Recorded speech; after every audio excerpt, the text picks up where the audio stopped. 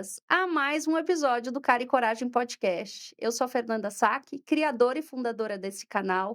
E para os novatos por aqui, estamos em todas as redes sociais.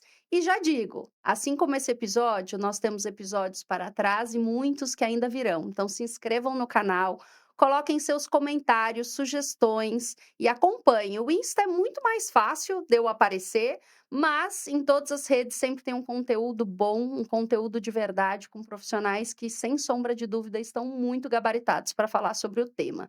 E hoje não é diferente, eu vou ler uma mini bio aqui invejável. Ela, que é fundadora e consultora da Therese, Isabel Armani tem sido amplamente reconhecida por sua atuação em design organizacional e futuro do trabalho. Desde 2013, ela tem se dedicado às investigações e práticas inovadoras no tema de pessoas, com especializações em arquiteturas organizacionais. Com uma sólida trajetória no mundo corporativo, ela tem influenciado diversos segmentos e indústrias no país, especialmente nas áreas de estratégias e futuro de recursos humanos. Sua carreira é marcada pela liderança em projetos de inovação e experimentação no campo dos ecossistemas totais de talentos, destacando-se em iniciativas de Open Talent, organizações descentralizadas e tecnologia emergentes aplicadas às novas formas de trabalho.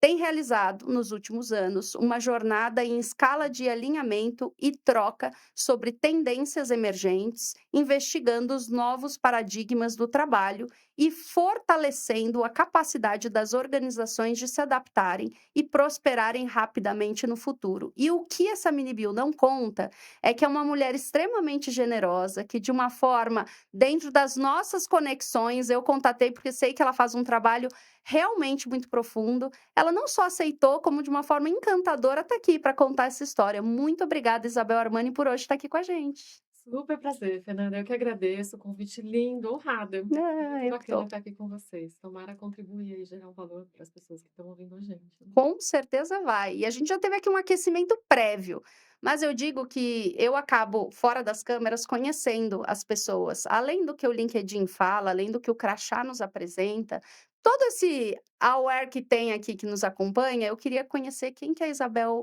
Armani, principalmente puxá-la na sua história, na sua infância, suas raízes, que até hoje se conecta com quem você é. Ah, que bacana. Bom, eu vim de uma família simples. A mãe era diretora de escola, o pai trabalhava na área de qualidade. Imagina, faça tudo certo pela primeira vez e a mãe lá, super educadora, nasce, né? Uma Minion, né? Mini, Aquela coisa assim de vamos lá, né, tinha uma certa disciplina em casa e tal. Mas eu lembro de uma coisa muito incrível da minha mãe, especialmente, quando ela me ensinou a ler e escrever, né, que estava junto, assim, com enfim, com o primário, com a escola e tudo mais. Ela foi uma grande incentivadora, ela levava os pacotinhos de livros pequenininhos, assim, infantis, ela sentava comigo e me ouvia ler. E depois ela perguntava o que que eu entendia daquela história toda, e quando eu terminava, ela chegava com novos pacotinhos. Então, acho que em casa eu tive uma infância de uma mãe que me incentivou muito a ler, com profundidade, interpretando aquelas histórias do meu jeito e tudo mais. Tive um pai que não era um perfeccionista, mas era um cara que era muito atento. Ele gostava de ouvir histórias, né. Ele é um cara, eu digo era porque eu o perdi agora em 2021, era um super cara metade e tudo mais, mas ele era muito interessante. Ele era muito relacional, ele gostava de conhecer pessoas, ele gostava de conversar com pessoas. Ele ouvia na velhice, ouvia radinho todos os dias, pegava CBN das 8 às 8 da noite. Então, quando eu chegava, olha. assim, com um cliente, isso nos tempos, né, nos últimos 10, 15 anos, ele já sabia de quem eu estava falando, das empresas, do que estava acontecendo. Então eu venho um pouco desse núcleo, embora, eh, pessoas extremamente simples, né, Sim. assim, que me ensinaram muito dos valores, eu acho, essa coisa de trocar, essa coisa de, nossa, mas você vai fazer essa história toda desse jeito, né, vai passar todas as informações, eu vamos, vamos assim, quanto mais abundante melhor, né. Sim, Então acho que essa é a família da onde a gente vem, é a família que na base te ensina como se relacionar mesmo com as pessoas. E acho que recursos humanos vem muito dessa origem, né, da origem educadora, da origem relacional, da origem dos pais que fizeram de tudo e mais um pouco para a gente se educar, para a gente se relacionar, para a gente ter valores sólidos, né?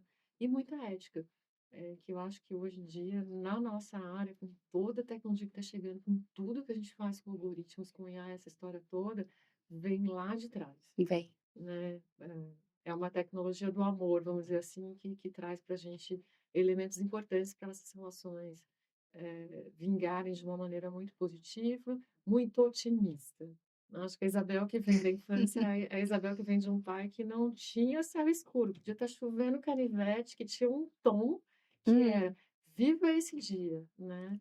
E que seja muito feliz o dia de hoje, ainda que o céu esteja escuro, minha filha. olha. Então, assim, uma origem muito para frente, muito positiva, né? É dali que eu venho. E como que você, acho que com todos esses ensinamentos que eu pouco que a gente já tem conversado, eu consigo ver alguns traços que se implementa, e essa origem também do que o RH nos encanta e nos une. Como que você trilhou sua carreira, sua trajetória profissional com essa base? Olha, eu comecei a minha carreira escolhendo recursos humanos, o que Ah, hoje em dia é bastante específico, vamos dizer assim, eu sim. não sei nem como qualificar exatamente. Outro dia eu estava dando uma aula numa escola de negócios, né, e numa pós-graduação, e eu perguntei para as pessoas: "E aí, quem trabalha aqui com recursos humanos?" Acho que meia dúzia levantou a mão, e eu perguntei: "E aí, como é que vocês escolheram, né, trabalhar na área?" "Não, não, professora, a gente não escolheu, a gente parou na área de RH." Pô, é Pô. que assim, eu penso Ah, não escolheu? Tá lá assim, então. né. Então, não raramente, né, infelizmente, a gente ouve ainda esse discurso. Eu tenho uma história muito bonita de querer estar lá desde o começo, né, faço a minha jornada em empresas corporativas, né, começo os meus estágios lá na Nadir Figueiredo, imagina, empresa de vidro, meio que insalubre, né, escurinha, úmida e tal, mas ali tem aprendizagens incríveis, né, com as pessoas que estavam ali ao redor de uma coisa quase que artesanal, né. Sim. Depois eu caminho, vou para a GM, depois vou para a Philips, tenho uma experiência internacional muito incrível, né, com os colegas de lá. Depois eu faço Camargo, depois eu faço Unibanco, né, que é uma coisa Uhum. maravilhosa, assim, acho que o Unibanco foi a escola, né, tive professores incríveis, assim como na Philips Internacional também. E depois acabo assumindo uma posição de diretoria numa das empresas da Nestlé, e é ali que eu digo: "Bom, essa jornada vivida aqui tá ok", né. Sempre curti muito inovação, sempre me incomodei muito com a forma como a gente escolhia, né, os caminhos em pessoas, né. E eu sempre me questionei muito, sempre fui muito, assim, eh e acho que talvez as empresas pelas quais eu passei tivessem estruturas muito interessantes que me deixaram me fazer essas perguntas, me deixaram muito trabalhar com carta branca, o que acabou me desenvolvendo para Nossa, essa com área de certeza. inovação em termos de testar, experimentar. Então, eu tive gestores incríveis que me deixaram fazer essa história, mas chegou ali pelos 40 anos, disse: "Bom, vamos ver que capítulo que se aproxima agora."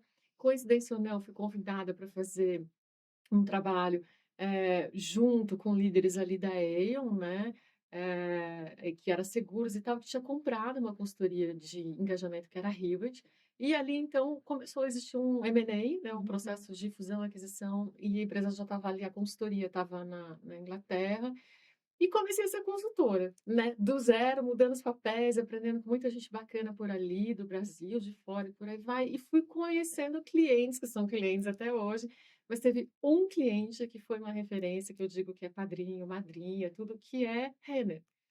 Então, Renner. Renner tinha lá na época o Galol como presidente, a Clarice, a Martins e tal, que foi uma madrinha incrível, porque tinha uma cabeça extraordinária em 2013, e disse o seguinte: "Isabel, vamos experimentar aqui fazer um pouco de, rede para recursos humanos, trabalhar de uma maneira diferente e tal." Em 2013, a gente não tinha Nossa, literatura, não tinha muitos nada. casos, né, não tinha muita coisa em desenhos novos, arquiteturas novas e tudo mais, flexíveis, né.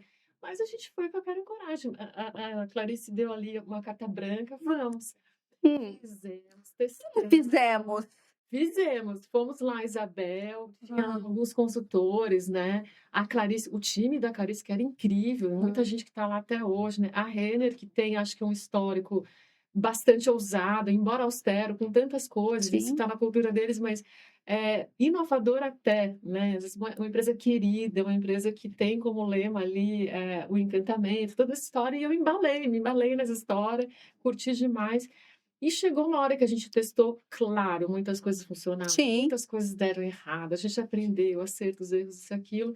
Mas chegou uma hora que até tive uma conversa com a Clarice está na hora de sair, né? Eu falei: "Como assim sair?". "Não, vai Uhum, fazer solo", né. uhum, E foi muito legal, porque a Renner também, de uma certa forma, me deu essa confiança de sair com projetos que estavam, naquele momento a caminho de, né, sim. encontrarem novos horizontes e reverter em outros projetos, né. E aí saio solo, e daí quando eu saio solo, muito interessante, porque eu também não fiz nenhum planejamento de negócios. Quem me ouve fala: "Nossa, tudo errado, né". Mas eu digo que são os mitos e verdades que a gente mais conta. Tem coisa que não é planejado e dá certo. Exatamente.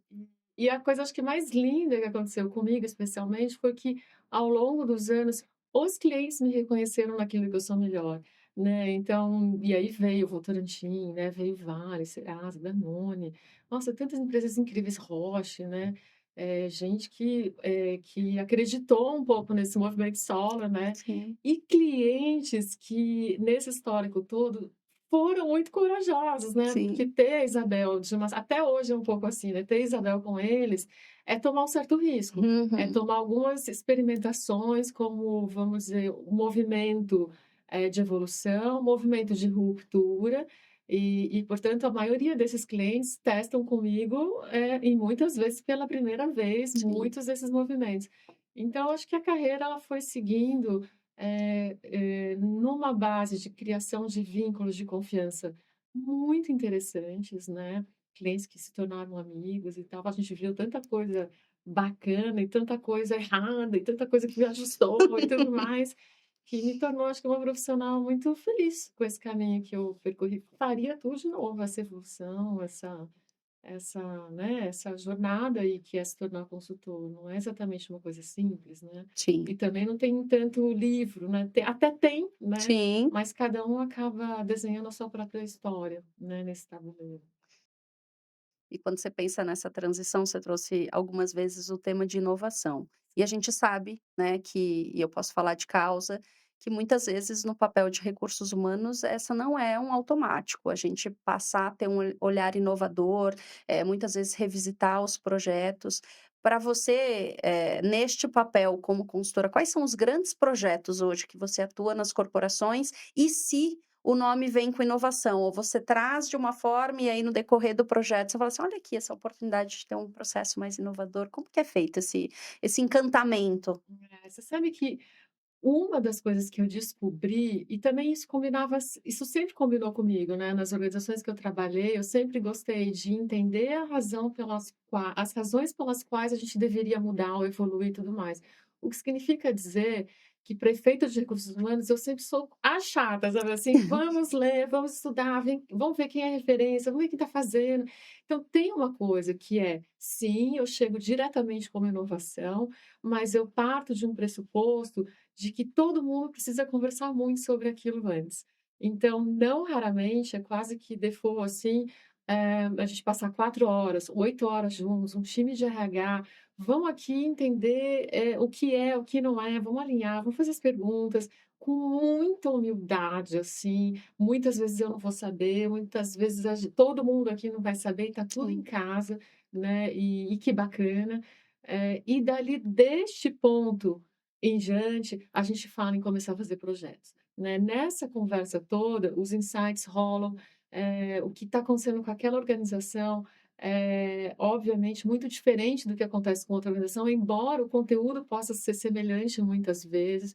Então, é nesse lugar que a gente tenta, entender como é que a contribuição dessas coisas novas que estão chegando podem, de fato, acontecer para aquela cultura específica, para aquele momento específico. Se a gente olha, por exemplo, a Votorantim tem uma coisa linda que eu acho assim, como é que a gente faz 100 anos de novo? sim, Mas ela já viveu 100 anos e ela quer se reinventar. Então, quando a gente olha as empresas globais, como é que a gente faz para inovar? muitas vezes numa matriz de trabalho, que precisa ser espelho, né, da própria estratégia global e por aí, mas como é que a gente também ganha uma certa autoria na América Latina ou no Brasil? Então são realidades, quando a gente tem uma empresa brasileira, agora as digitais estão chegando, né, Sim. nesse universo todo de futuro do trabalho, porque nasceram digitais, mas ao longo dos últimos anos trouxeram muitas pessoas da indústria. Então como é que a gente faz para manter uma essência de inovação, como foi aquela que nasceu com a gente, aprender com todo mundo que está chegando, mas sem perder, essa característica que é ousar, que é experimentar, que é caminhar por esse contexto de trabalho que está se modificando todos os dias, né. Então, hoje, os grandes projetos que eu toco com as empresas têm muito, esse teor de organization design, de open talent, de tecnologia que chega para ajudar a gente num montão de coisas, que graças a Deus, tornam a gente mais produtivo e tornam a gente mais inteligente de uma certa maneira, né, Sim. porque essa coisa dos dados, das informações, do analíticas, num tempo tão tão pequeno, né, olha, ajuda a minha vida sim, a vida das empresas, acho que de uma maneira geral. Então, também é uma coisa, é como não ter medo da tecnologia, né, como Sim. ajudar como ver, né, essa coisa toda que chegou de uma maneira, uau, mais positiva, mais tranquila, né, mas ao mesmo tempo potente, né. Então é um pouco o meu dia a dia acaba sendo um pouco esse. E pensando em um dos temas que eu quero aprofundar em todos eles, mas quando você traz design organizacional, Isabel, como que é estruturar um projeto desse, né? Imagino que quando a empresa te contrata, ela minimamente ela consegue te contar qual que é o cenário atual, mas como que é essa migração para o cenário proposto? Como que se configura? De A para B, né. É. Assim, Organization Design acho que é uma cadeira que até hoje no Brasil ela é relativamente nova. Eu venho de uma geração de RH que aprendeu a olhar esse tema dentro da cadeira de compensation, ou dentro da cadeira, né, remuneração, ou e de uma maneira um pouco mais estática, né, não era assim, eram os organogramas, as caixinhas e tudo isso. E ainda hoje eu percebo quando o tema vem, a ansiedade das pessoas em saírem desenhando, né. É, Seja bolinha, seja caixinha, whatever, não assim, não é isso que muda o ponteiro, né. Mas, organization design para mim surge num momento da história do trabalho, onde a gente pensa a empresa menos ensimesmada. Tem um conceito de org design que eu adoro, que é de uma grande mestra, né, que é a Naomi Stanford, que ela diz o seguinte: "Organization design é um processo pelo qual a gente olha as arquiteturas, as novas formas de trabalho e suas governanças, alinhando tudo isso com a estratégia, com os propósitos organizacionais desta empresa com ela mesma e desta empresa com o ecossistema no qual ela pertence e influencia. O que significa dizer que quando a gente olha para a estratégia de um negócio, diz o seguinte: quero contribuir para que essas diferenciações, né, os diferenciadores desse negócio sejam cada vez mais amplos e cada vez mais entendidos pelo consumidor, né, ou pela indústria, seja ela qual for. A gente está falando de um movimento de desenho de conexões. Como é que eu faço para as pessoas contribuírem melhor entre elas? Como é que eu faço para as pessoas colaborarem mais entre elas? Como é que eu faço para as emoções seguirem nos seus caminhos certos de uma maneira muito positiva, muito saudável, né? Então, o desenho lá no papel acaba sendo a última coisa que a última. gente faz, porque pelo caminho de org design, a gente olha então essa estratégia, olha essas capabilities, que são os grandes diferenciadores, e depois chega num movimento que é perguntar: opa, se eu entendi o que me diferencia, quais são os grandes projetos? Quais são os grandes processos? Como eu trabalharia diferente em cada uma dessas coisas? E por que que a gente trabalha só nas verticais, quando a gente olha esses projetos do jeito que a gente vê hoje? Sim. Isso não faz mais sentido. Aí a gente começa a dizer, eu tenho uma frase há muito tempo que eu digo o seguinte: tudo que é extraordinário vem do coletivo. Nada do que é extraordinário hoje nasce de uma single person, sabe, assim, de Uhum. uma pessoa só.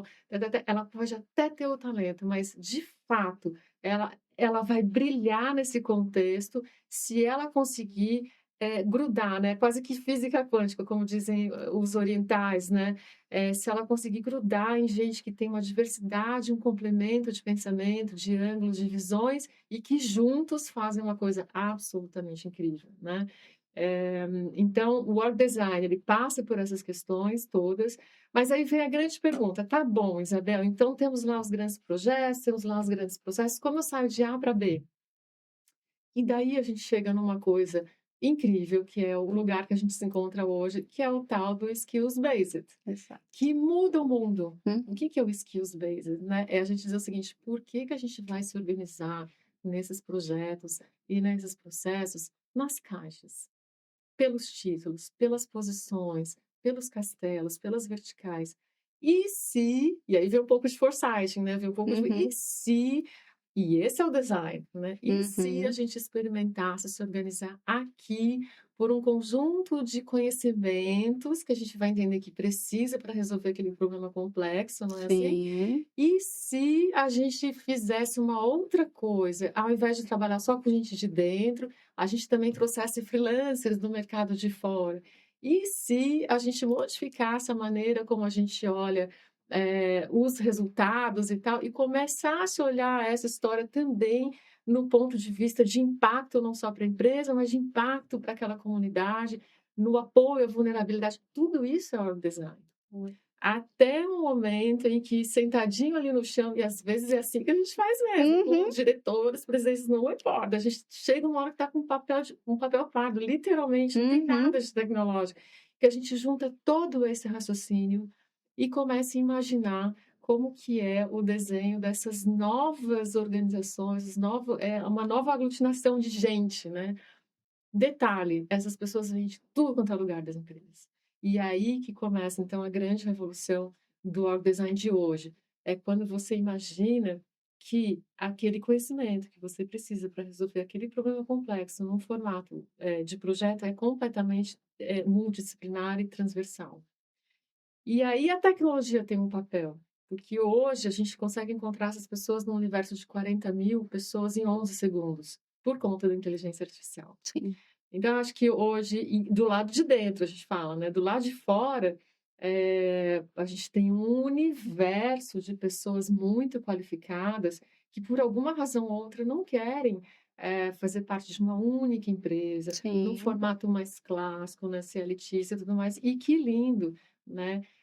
E aí também uma abertura de olho, né? Bem grande, assim, das empresas para entender que aqui existe uma complementaridade maravilhosa, né. Sim. Alguns vão entender o design como eficiência e tudo bem, tá Uhum. tudo certo, mas que isso não, se encerre nessa ótica, que de fato, um bom organization design, a gente consegue otimizar muitas coisas, reduzir muitas coisas, financeiramente tem um impacto real quando a gente olha para esse ecossistema total e fala: "Puxa, né, faz muito mais sentido não contratar aqui, contratar ali, fazer essa modificação, né, fazer essa movimentação". Mas o que eu acho que a gente tem na mão hoje é um princípio muito mais estratégico, muito mais quase que de sobrevivência. Sim. No Brasil, então, olha, aqui a gente não está qualificado mesmo, vai demorar. Aqui a gente tem, mas está assim justinho. Aqui a gente vai saber que precisa, mas que vai ter que fazer uma escolha. Vou fazer em casa, não vou fazer em casa. Então, para resumir, Uhum. acho que de sair do A para B é pensar que esse é um processo muito dinâmico, um processo contínuo, e que, portanto, pede, né, para a gente um raciocínio sempre muito antenado com o que aquela indústria, tem, como o que acontece agora, a tendência de para onde ela vai e as perguntas que a gente nunca mais vai deixar de fazer sobre como a gente se organiza para responder a essas diferenciações dessa indústria. Uhum. E conforme você vai construindo o que que seria, né, o design organizacional, você trouxe um ponto que é uma dor hoje, que é a questão de talentos. E aí você utiliza muito o Open Talent. Existe um desafio grande hoje, principalmente num segmento, quando você olha das indústrias brasileiras, de entender que talvez o talento não seja aquele CLT que tem aqui todo dia no trabalho, Uhum. que a partir do fato de eu ver ele trabalhando é porque ele está trabalhando. Quais outros desafios você encontra quando você traz isso ou começa a ter esse tipo de conversa, diálogo com as corporações? Eh, Essa é uma pergunta de milhão, assim, né, porque, principalmente no Brasil, existe sempre uma questão muito pertinente, né, mas que não pode ser a pergunta determinante na hora de você fazer uma decisão também muito estratégica com relação a talentos, que é: como fica a questão trabalhista, né. Sim, Eu diria, assim, que nesse mundo novo de trabalho, que ele é muito mais fluido, muito mais flexível e tudo mais, nunca mais a gente vai ter risco zero. Então, sim. esse é um pressuposto muito importante. Porém, a gente já está num grau tão avançado dessa história, fora do Brasil principalmente, que muitas coisas já foram acertadas, erradas e, por incrível que pareça, a nossa legislação se parece muito com a legislação de outros países também, não só da América Latina. Existem travas importantes também em muitos lugares. Acho que o que é importante entender aqui é que, as pessoas são diferentes e as pessoas têm ambições, desejos, vontades, sonhos diferentes. Tem gente que quer fazer parte da história de uma organização e que lindo, ela quer olhar para trás e falar assim: "Opa, eu fiz parte desses 10 anos, desses 20 anos, olha eu ali", e acho que é uma das coisas mais extraordinárias, né, que existe. O processo do indivíduo querer fazer parte e escrever o seu próprio processo de pertencimento, né. Então Sim. esse é um capítulo da vida de alguém que é muito, nossa, que é uau, a gente tem que, né, e é genuíno, né, tá tudo Sim. lindo. Existem outras pessoas, e isso talvez combine mais com a geração que está chegando, que Uhum. vai dizer o seguinte: "Eu quero aprender muito, mas eu quero aprender ao mesmo tempo em lugares diferentes, em culturas diferentes, com times diferentes, com projetos diferentes, porque o que vai valer mesmo é o que eu tenho como contribuição do meu melhor Sim. para o melhor do outro". Isso vale nos 2 lugares, tá. O meu Uhum. melhor para o melhor do outro pode ser dentro, pode ser fora, tá tudo lindo. Mas nesse caso externo, nós vamos estar falando e isso já começou lá atrás, né, com nômades digitais e toda essa história, mas o ponto agora é que isso chega de uma maneira muito estruturada, com plataformas de freelancers, né, que é o que a gente diz, que já são quase 1000 no mundo, eu digo 1000 as maiores, né, que tem Uhum. ali um arsenal de qualificação pronto, sob demanda, né, e que acaba caindo muito bem nessa relação. Eu costumo dizer o seguinte: lá nos anos 90, anos 2000 e tudo mais, quem é da nossa geração lembra, né, de ver nas capas das revistas, assim, programa trainee, não é assim? Aí Uhum. tinha uma escadinha, aí tinha o céu, Isso. né, e tal. Uhum. Nossa, eu vou virar, né, lá e vou olhar Sim. para baixo e tal. É uma peça certa, no lugar certo, é a peça. E a gente tinha uma metáfora que era o quebra-cabeça, não era assim? Era. O problema é que aquela peça só servia naquele lugar, Só. né. Uhum. Hoje a gente tem uma outra metáfora que é Lego, é plug and play, assim, e eu sou uma peça que vou compor tantas obras, né, incríveis, né, de tantos tamanhos, aqui eu vou ser pequenininho, lá eu vou ser maior, aqui eu vou ser protagonista, né, lá eu vou ter um super destaque, né. Sim. Então eu acho que essa coisa do lado de fora, ela vai combinar muito com este querer deste talento de ser um Lego plugando, explugando o tempo todo. O que acontece do lado de dentro é que, embora as pessoas queiram fazer parte deste universo todo, né, historicamente falando, elas também começam a ter um desejo de também aprender por outras fontes, contribuir em tantos lugares, por tantos projetos, e este é um fator extremamente importante e potente de desenvolver talento. O que significa dizer que esse talento, por mobilidade interna, poderia ou deveria, né, ser exposto, né, a essas possibilidades tantas. E Sim. aí, por isso, nascem os marketplaces internos de carreira, com mobilidade, né, por plataforma, a mesma coisa. Então, eu acho que esse mundo de open talent, o que que é o open talent, né? É a somatória de 3 coisas: do processo interno de mobilidade interna para o marketplace fluido, do processo de mobilidade externa, que contribui na organização também por um processo fluido, e do Open Innovation, que a gente já conhecia, né, em ambientes anteriores a essa história. Então, acho que esse tripé é o que define. O ponto aqui das empresas, voltando na tua pergunta, é como se abrir mais Paz, para a exatamente. experimentação desse mundo externo, Sim. né. sempre que a gente vê muita fluidez do ponto de vista interno ou externo, a gente mexe com uma cultura que é a cultura de poder.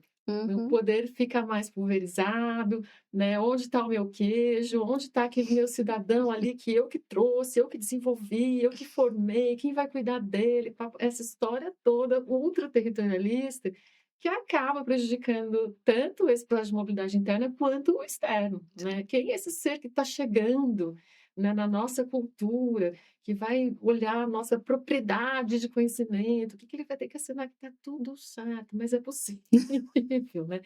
Então eu diria que aquilo que as pessoas chamam de inteligência coletiva hoje é isso, é a capacidade que a gente tem de criar essas conexões todas da maneira mais esperta possível, e que seja a versão mais interessante possível de solução de problema, que é a razão pela qual a gente trabalha, né, para Sim. resolver, problemas, para resolver desafios, para resolver projetos, né, e por aí vai. E eu fico desse lado aqui imaginando que quando você, além de todos esses desafios que você selecionou, tem um desafio que esbarra muito forte, porque é uma transformação cultural no final, Sim, né. sim. E o quanto que neste projeto, na partida, se tem um diagnóstico de que talvez tenha que se revisitar aquela cultura bonita que está na parede. Total. Eu acho o máximo, assim, que, os clientes me chamam também para fazer revisão de cultura. Eu falo: "Que lindo, porque daqui a pouco vocês vão começar a revisar isso com muito mais frequência, pela própria dinâmica do mundo", Sim, né. Eh o fato de ter 6 gerações já já numa empresa, significa dizer que você tem 6 olhares, por experiência, mas vocês têm um olhar também que é quando aglutina tudo. Como é que é essa história? Como a gente dá conta, né, de fazer tudo isso?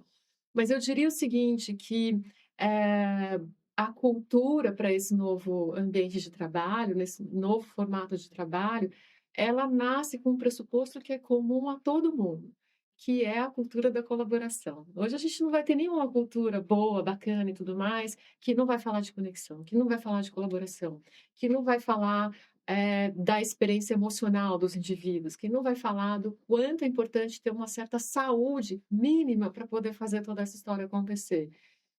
E para isso a gente não precisa de grandes instrumentos, grandes diagnósticos, às vezes eu acho que também a gente tem com o RH um uhum, histórico lá atrás, né, de demorar meses, semanas para fazer um certo diagnóstico, faz a história tem coisa que para a gente é dado, né. Então eu acho que a dinâmica da cultura ela muda também quando a gente, com muita humildade, passa a entender que: "Puxa, isso que está sendo dado pelo mundo, eu não tenho por aqui. sim, Vamos considerar essa história e como é que essa história se organiza nessa cultura que a gente já tem", e que também é muito linda, porque ela também vem de uma evolução. sim, Ninguém hoje entra, né, para fazer org design, para fazer qualquer nova estratégia de trabalho sem considerar a riqueza que existe por trás aí desse bastidor todo, né. O que a gente tenta fazer é uma transformação que viralize com um pouco mais de velocidade, que tenha ali os indivíduos influenciadores mais claros, com mais velocidade, por isso que a gente vai ver tanto o uso de ONA, né, de Organization Network Analysis, que é análise de rede, para entender rapidamente como as coisas funcionam por trás dos organogramas, não é assim? sim, Quem são os influenciadores, né? Como que a colaboração acontece entre áreas ou entre conhecimentos? Quem troca expertise com quem? Quem pede conselho para quem? Né? Então, por conta da tecnologia, hoje na cultura, a gente consegue trazer elementos, né, compreensões um pouco mais rápido sobre o que realmente acontece no dia a dia, que ajuda a gente a fazer essa transformação acontecer, quem sabe, de uma maneira não exatamente mais rápida, mas talvez mais consistente de saída. Que as conversas já partam de um pressuposto, que já não é base zero mais, acho que é sim. meio que base um considerando tudo que está acontecendo lá fora.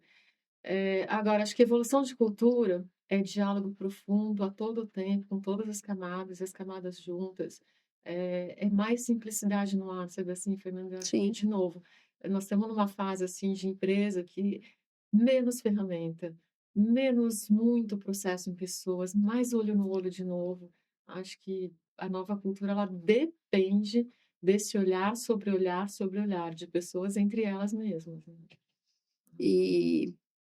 E e nesse quesito de olhar as pessoas e menos ter um ferramental, né, eu vou puxar a causa aqui dos processos de RH, né, que a gente, enfim, ainda existe muito o colocar em caixas, né, os boxes, e entender que ali é a melhor leitura para uma tomada de decisão pautada em números, pautada numa avaliação. Qual que é o seu olhar, Isabel, hoje das tendências? E não específico de avaliação, mas muito mais olhar para o talento e menos para uma caixa. Como que a gente consegue quebrar esses vieses?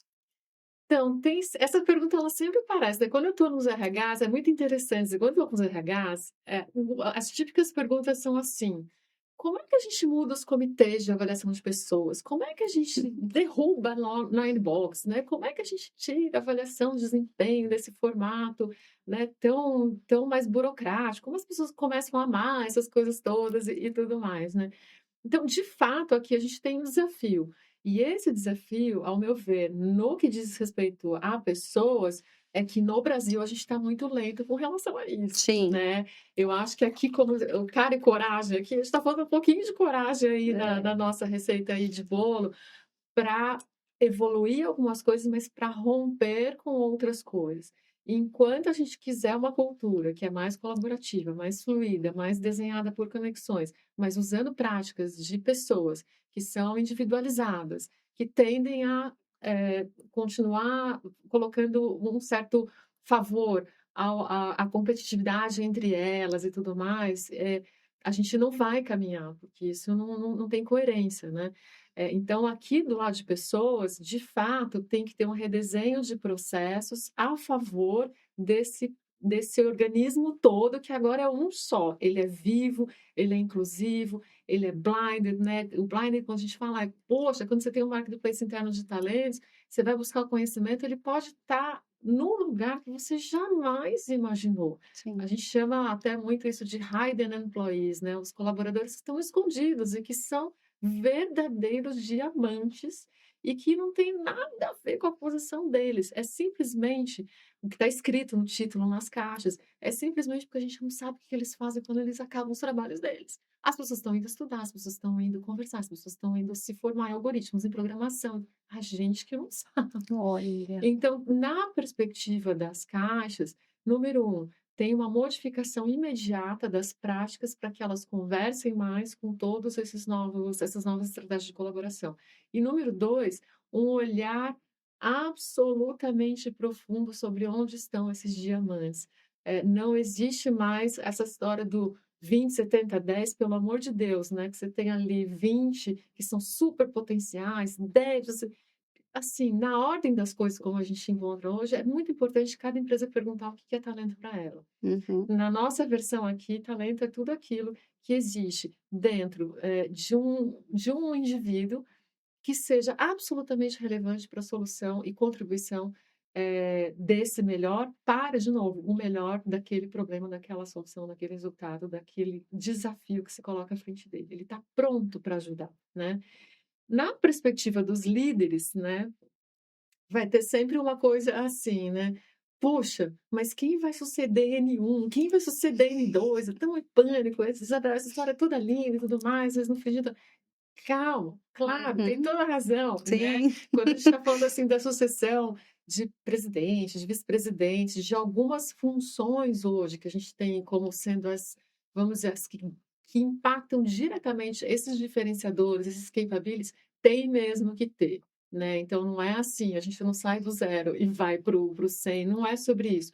Porém, a gente tem uma questão muito importante com os líderes que é: qual é o mapeamento de conhecimentos que a gente sabe que vai chegar e que a gente ainda não fez? sim, Qual é o mapeamento de conhecimentos que vão morrer? Qual é o mapeamento de todos esses processos em RH que não deveriam mais estar na casa, que deveria estar já com a inteligência artificial, daqui a pouquinho já com agente de inteligência, né, artificial, que já deveria estar no digital, que qual é o percentual? Assim, eu vou arriscar dizer que se a gente faz esse exercício muito bem feito, Fernanda, daqui a pouco a gente chega em 30, 40% de coisas que a gente hoje faz em RH que já não deveriam estar mais na casa, sim. né. Tem uma outra parte daquilo que a gente faz em RH, que aí como talento, olhando todos esses processos e tudo mais, precisa ser transversal. Então, esse modelo de área, vamos dizer, de recursos humanos, que também vai ter que caminhar para essa cultura, caminhar para essa estratégia, revisar os seus processos, mas continuar nessas verticais também não vai funcionar, né? Sim. Aí as business partners querem me matar. Isabel, a gente vai morrer. Não, vocês vão viver. Vocês só vão ampliar É. tudo aquilo que vocês já fazem com seus clientes específicos, mas de uma maneira um pouco mais, vamos dizer, mais viva com relação a todo o restante da organização, que também espera essa contribuição de vocês, né? Então, olha, Fernanda, eu podia ficar aqui uma hora falando Com sobre certeza. processos de pessoas e a visão do RH, a visão que é o dia a dia que eu ouço também do pessoal e tudo mais. Mas acho que, por essência, precisa ter uma coisa básica que é assim, o querer, né? Eu acho que não só nos RHs, mas obviamente em todos os negócios, tem uma coisa de uma certa vaidade que todo mundo tem, e que lindo, porque a gente construiu esse passado que funcionou muito bem, né? Sim. O ponto é o quanto de vontade de querer, né, e de amor a gente vai depositar numa nova construção, né, que carrega muitos desses acertos, mas que de fato é muito diferente do que a gente se acostumou a fazer até um dia desses, né? E esses acertos e erros e, ao mesmo tempo, essa centralização, né, de porque eu vejo muito a questão de ser disruptivo, olhar um processo que há anos vem sendo feito, assim como uma cultura que há anos, né, e vem gerando muito valor, fazer essa transição, requer muitas vezes um planejamento muito bem estruturado, a liderança muito bem engajada e, por consequência, um projeto que tem uma comunicação que permeia a companhia, porque não é uma mudança só do RH, não é só uma mudança da alta liderança, ela tem que cascatear pelo todo. Nesses processos, e pensando na figura específica de RH, Isabel, normalmente essa tendência ela é impulsionada pelo RH ou normalmente o projeto nasce de um CEO que olha para essa companhia e fala, eu quero escrever uma história diferente? Olha, Fernanda, acho que vem dos 2 lugares. Assim, eu tenho a impressão que e estou muito feliz com o que eu tenho visto nos últimos anos, que é uma nova geração de recursos humanos. Sim. Assim, na liderança, eu fico super aliviada, assim, quando eu recebo as ligações, porque são novos RHs muito potentes que estão abraçando o risco, Sim. né. E quando eu falo abraçar o risco, não é um risco descompensado, é Uhum. um risco muito focado, assim. São líderes novos que estão aparecendo, assim, nas empresas, que já entenderam essa nova lógica, mas que também já entenderam que precisa praticar, que Sim. precisa experimentar. Então, acho que com relação a essa liderança nova de RH, muitos projetos têm origem ali, e que bom, Que bom. porque são indivíduos que já entenderam até mesmo o reposicionamento do que é ser RH no mundo, né.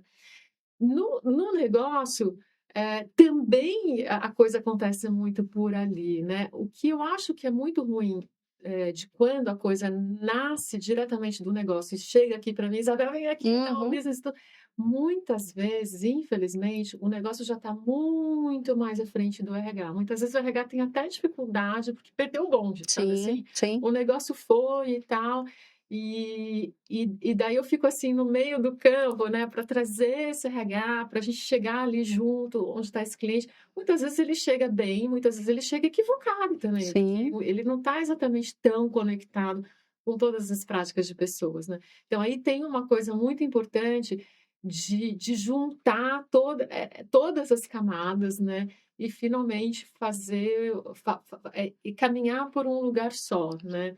Às vezes eu acho que o RH ainda está um pouquinho desconectado do negócio, porque ainda não encontrou uma forma estratégica de planejar para colocar foco. Sim. Então, eu acho que ainda tem muito desperdício de ações, de atividades, de projetos que, de novo, não muda o ponteiro, nem para o crescimento do negócio orgânico, nem para o crescimento do negócio em áreas novas, soluções, produtos ou serviços, e nem, creia, na perspectiva mesmo da tal, né, humanidade que a gente precisa tanto manter. Sim. Pelo amor de Deus, as pessoas estão doentes, as pessoas estão estressadas, as pessoas estão carentes.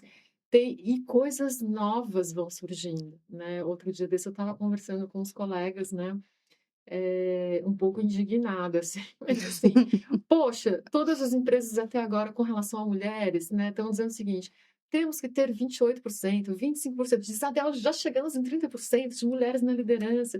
E aí a pergunta que eu sempre faço assim: ok, Hum, muito bom, avançamos. Em quais condições? sim, Porque a média do trabalhador no Brasil em 2022, de idade, pelo censo, foi de 38,8. Na média, daqui a pouquinho, é 40 anos. Então, a gente está dizendo que a gente tem mulheres que estão conseguindo, graças a Deus, uma certa equivalência, lentamente, mas estamos chegando, mas já mulheres maduras. Quem está olhando para a menopausa? Quem está olhando... E o ano que vem, 2025, vai ser um ano de 1 bilhão de mulheres em menopausa no mundo. Quem está fazendo isso de uma maneira disruptiva? Bom, a gente vai falar de Lloyds Bank, vai falar de Diageo, mas é muito pouco. sim. Então, o mundo caminha, a demografia está contando, as gerações estão chegando, e aí quando a gente fala também sobre esses novos processos, quem está mirando, né? Aonde está o nosso radar para antecipar, vamos dizer assim, Sim, e conversar e dialogar melhor com o mundo que evolui com a gente ou a gente que evolui que com o evolui. mundo. Uhum. Então, eu aí, para completar só, Fernanda, acho que seja pelo RH, seja pelo negócio, hoje, uma das coisas que eu mais recomendo para todas as empresas é que haja um letramento em futurismo, um letramento em foresight, que isso seja uma disciplina viva, nas organizações, que a gente aprenda a antecipar esses cenários, que a gente aprenda a antecipar a dor. É ruim falar isso, né? Mas é É a fato. Por que que a realidade. gente espera viver a dor do nosso colaborador para daí cuidar dessa história, Sim, né? Não precisa, né? Tem dores que chegam simplesmente chegando e está tudo bem. Mas tem coisas que a gente já vê como sinais fracos no mundo que está acontecendo e não precisa esperar, né? E não precisa ser tão muito craque em tendência, é só a gente ver coisas, né? As pessoas estão chegando ansiosas, estão chegando com um pouco de medo, o que que vai acontecer, que bomba vai rolar, que guerra vai acontecer, não é assim? ou A gente vive hoje um mundo bastante trágico na perspectiva de gente, né? Eh, e na perspectiva de Brasil, ainda uma sociedade muito desigual, né? Então, como é que é dar conta de tudo isso, reduzindo a ansiedade, né? Não é tarefa. nem não tá nem perto de ser fácil. Mas eu costumo dizer que a tarefa não é simples, mas a gente precisa olhar e tem que se olhar, né. Esperar ter um boom como a gente, tem acompanhado, porque é uma continuidade, saúde mental dentro das corporações, as pessoas adoecendo dentro das empresas, muitas vezes as empresas não querendo ver, né, todo esses sinais, porque não é da noite para o dia, né, são sinais que diariamente, se a gente quiser ver, a gente consegue acompanhar e tratar, Claro, né. claro. E empresas, acho que se deram conta dessa história, também na perspectiva de direitos humanos, né. Então hoje, quando você pergunta, assim, de cultura, tenho achado incrível o caminho de algumas empresas de plugar direito humano, né, direitos humanos nessa história toda. Se a gente pensar que o Brasil é um país que mais da metade da população não tem acesso a saneamento, são essas pessoas que chegam para trabalhar com a gente todo dia, Sim, né? Algumas que, inclusive, em algumas indústrias, vendem a pia, né? Vendem o vaso sanitário, mas quando voltam para suas casas, não têm esse acesso.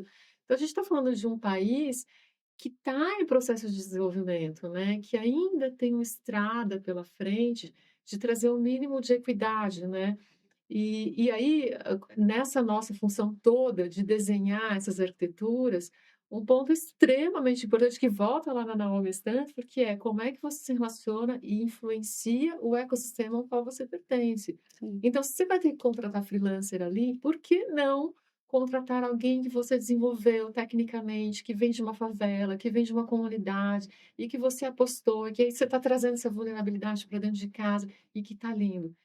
E a gente fala o seguinte: não precisa de graduação, não precisa de pós-graduação. Outro sim. dia desse, só para dar um exemplo, assim, Hã. trágico também, né. Ah, Aí eu participo tanto trágico, eu digo assim, né, uhum, porque para mim me incomoda a mim me incomoda sim. muito, né, participando de tantos grupos no WhatsApp, né, uma pessoa dizendo o seguinte: "Como é que vocês na empresa de vocês contratam analista júnior sem ter graduação, né?" Eu só ouvindo o que viria de resposta. E aí vem coisas do tipo assim: "Ah, a gente aqui não faz, porque nem CBO tem para isso, né?" CBO, para Uhum, quem não sabe, né, é basicamente qual é o lugar técnico, né? Qual é o lugar na análise de posição e de cargo do mercado que a gente colocaria isso, uma vez que o mercado diz que é pré-requisito para essa função ter a graduação. Pelo amor de Deus! sim.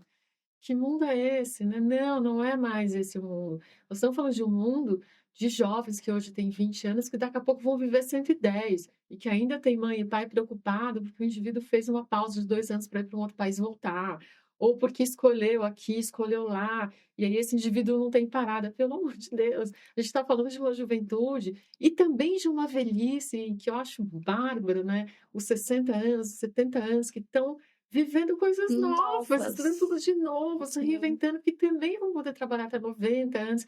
Então, eu acho que tem uma história nossa, nesse momento, de trazer essa realidade de vida também para as empresas, sabe, Fernanda? De imaginar que a gente é um laboratório a todo tempo, para a gente mesmo e sim, para o mundo. E aí as empresas que não entenderem isso e quiserem ainda continuar colocando as pessoas numa caixa, sim. essas empresas, sinceramente, estão com vida contada, porque as pessoas não querem mais ser uma caixa. Elas podem ter muitas vontades, ter muita ambição, né, querer ter um salário melhor. As pessoas também têm as suas vaidades, né, eu não estou dizendo que isso é 100%. Tem muita Sim. gente, às vezes muito jovem, falar: "Quero ser um diretor", e está tudo bem. Uhum. Mas eu diria que esse não vai ser, vamos dizer, um senso comum, Sim. de forma alguma. E esse é um ponto de não retorno. E e eu fico inquieta aqui, uma das dores quando eu estruturei o canal, foi para que esse canal fosse um canal de qualidade para a gente poder debater sobre temas do RH, e que a gente como heads de RH, consultores que atuam, né, nesse segmento, a gente possa sentar na cadeira que é a cadeira que a gente tem que sentar, né. E pensando nessa tendência, e olhando para o futuro, vou pegar aqui um dos traços de cultura do Itaú Unibanco, que é sonho grande. Isabel, qual que é o sonho grande? Aonde você pudesse desenhar ali, aonde o RH deveria chegar? Quais são os olhares que a gente gostaria de ter? Assim, tem uma palavra que ela não é só uma palavra para mim, assim, em inglês é flourishing, né, Uhum, para a gente é florescer. Se o RH conseguir chegar num lugar onde a gente, por tabela, consiga ver onde cada indivíduo consiga florescer com esse seu melhor, aí eu diria que a gente está fazendo o nosso papel direitinho, sabe. Acho que, o duro é quando a gente percebe uma potência nas pessoas e fica sem manobra, assim, sem margem, né, de saída, não entendendo como a gente potencializa aquela história, né. sim, Que o RH consiga chegar nesse lugar de flourishing como indivíduo, que consiga chegar no flourishing como sociedade. A gente precisa abraçar as nossas causas, né, as nossas causas indígenas, as nossas causas LGBTQIA+, de uma maneira cada vez mais decente, cada vez mais real, né, vivendo toda essa diversidade de uma maneira impactante de verdade, sim, né, que a gente consiga viver, trazer o flourishing da velhice, que a gente consiga trazer o flourishing da juventude, que a gente consiga trazer o flourishing de todas aquelas pessoas, de todas aquelas comunidades e tudo mais, que nesta conexão, neste desenho organizacional, consiga revitalizar o mundo. Acho que o mundo está um pouco doente e eu acho que o RH tem uma função muito nobre sim, de trazer um colorido de novo para esse mundo, né. A gente é gente que não é jargão, mas isso deveria ser premissa, de exatamente. gente que quer ver gente florescer. Sim. Então é esse o lugar que me faz acordar todo dia, Uhum. assim, de hoje imaginar que as contribuições estão espalhadas para tudo quanto é canto, a gente tem que encontrar uma maneira de juntar todo esse conhecimento, né, todos esses dons. Tem muita gente que vem também com esses dons incríveis, né, Sim. para que a gente melhore o mundo. O mundo está precisando melhorar. Com certeza. E eu sempre tenho a difícil missão de ir chegando para a reta final do nosso bate-papo, mas eu gosto sempre de terminar com o nome do nosso canal, que é o Cara e Coragem. E aí, Isabel, eu peço, acho que você trouxe vários exemplos aqui e reflexões para essa liderança que está nos escutando e nos vendo, de se perguntar, né? Será que eu tô indo para esse caminho? mas queria que você desse da sua trajetória, ou uma situação, ou uma dica que simbolize muito a sua cara e coragem de desbravar e de acordar todo dia, né, pensando nesse flourish, né, para quem está nos assistindo. Olha, Fernanda, a minha dica é a seguinte, eu gosto muito de me pensar, acho que se isso vale para o outro, né, tomara que sim, né, Sim. mas eu gosto sempre de pensar que se isso daqui fosse transparente, a gente conseguiria ver aonde está o líquido, sabe assim? E eu acho que hoje, no mundo do trabalho de hoje, todo mundo precisa se ver meio que assim incompleto, né. Não tem mais como dominar tudo, mesmo quem é muito expert, né, mesmo quem tem várias especialidades. Antigamente você tinha uma coisa que as pessoas falavam: "Vamos falar com tal pessoa, porque a pessoa é um manche naquele Manche. assunto, né, a referência no Brasil". Eu acho que hoje eu vou falar uma coisa que é assim, né, é até cafona uma coisa dessa, porque é Sim. a antítese, né, daquilo que eu acho que o trabalho de hoje espera da gente. Que a gente tenha muita humildade, de verdade, né, essa é a dica, para que a gente acorde se perguntando todo dia: "O que eu preciso aprender de novo? Onde é que eu preciso buscar esse conhecimento? Com quem eu posso conversar? Que rede eu posso encontrar? Que grupo que eu posso participar? Onde que eu posso ser cara de pau lá para escrever para o meu ídolo e falar assim: "Opa, ali você ali no artigo da Harvard Business Review, queria conversar com você, meu nome é Isabel, tudo bem?", né. Então eu acho que a cada dia a gente precisa criar uma nova referência sobre algum dado conhecimento que não existia antes, e que isso se torne uma verdade até a gente morrer. Que a gente consiga, de fato, trazer muita coisa nova todos os dias das nossas vidas. Eu acho que é isso que eu deixo como dica. Toda vez que eu entro para conversar aqui, ou para um público de 1000 pessoas, ou para um público de 10 RHs, todas as vezes eu tenho frio na barriga. Porque é um respeito absoluto por aquilo que você acha que conhece, mas que nunca vai ter certeza se de fato é uma contribuição que está à altura daquela pessoa que está ali com você, para conhecer alguma coisa, né. Então acho que essa é a minha dica, vamos lá, estamos incompleto mesmo, que bom, e vamos atrás. Que ótima dica. E para quem quer se conectar a você, LinkedIn, ao onde as pessoas podem te encontrar? Acho que o LinkedIn é o canal mais fácil, né, lá é Isabel Armani com S, né, só tenho eu até onde eu até onde De eu onde você procurou, só você. E super, conexão tá por lá, na medida do possível eu costumo responder rapidinho, né, depois já entra pelo WhatsApp, já entra para o café, já vão acontecendo Sim. outras conexões, mas acho que ali é um primeiro canal de entrada sempre muito bom. E é assim mesmo, viu. Posso aqui de carteirinha dizer que por conexões, por pessoas que passaram aqui pelo canal, trouxeram a Isabel espontaneamente, eu já a conhecia, mandei mensagem, falei: "Isabel, a gente tem que gravar um episódio, temos", e aí eu já tinha essa suspeita. Eu falei: "Um episódio é pouco, Isabel. Tem tanta coisa que eu ainda quero te perguntar que não dá tempo. Como que eu faço? Você volta?". Voltamos, voltamos. Pois é, aqui tem café bom, gente, então Ah, olha eu lá. volto sim, tem café bom, tem um povo maravilhoso que está aqui no bastidor, que está ajudando muito a Fernanda, que é um ambiente muito acolhedor, então claro, nossa, vai ser um prazer, Que né, delícia.